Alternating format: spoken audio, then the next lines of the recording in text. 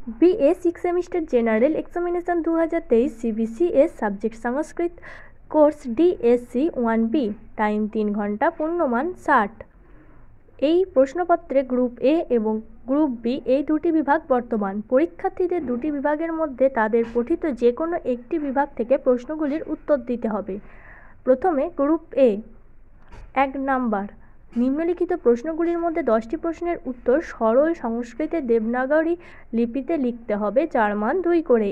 এ, সংস্কৃত গল্প সাহিত্য বলতে কী ধরনের রচনাকে বোঝায়? বি, সংস্কৃত গল্প সাহিত্য সৃষ্টির কারণগুলি উল্লেখ করো। সি, সংস্কৃত গল্প সাহিত্যের গল্পগুলিকে কয় ভাগে ভাগ করা যায়? ডি, গল্প সাহিত্যের সঙ্গে কোন দুটি শাস্ত্রের সম্পর্ক বা যোগ অতি ঘনিষ্ঠ?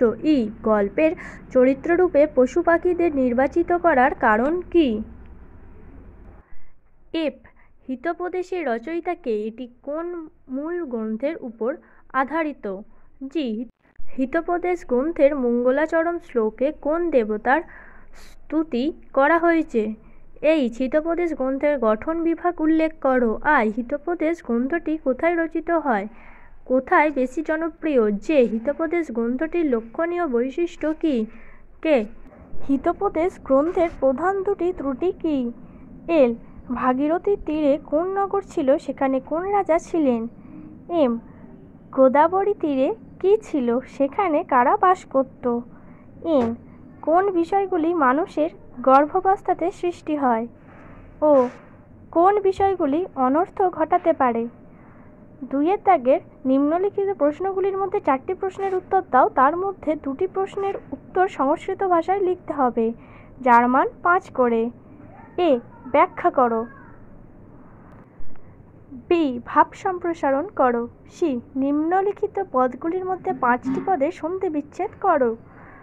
ডি, এই সংস্কৃত শ্লোকটির এখানে বক্তাকে, এই উক্তির তাৎপর্য কি?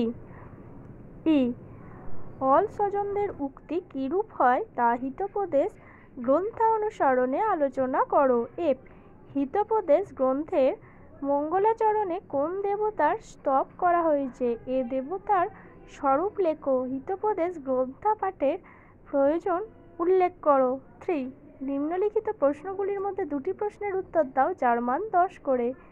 এ, পাঠ্যাংশের বিষয় অনুসরণে সৎ ও অসৎ পুত্র বিষয় একটি নিবন্ধ রচনা করো।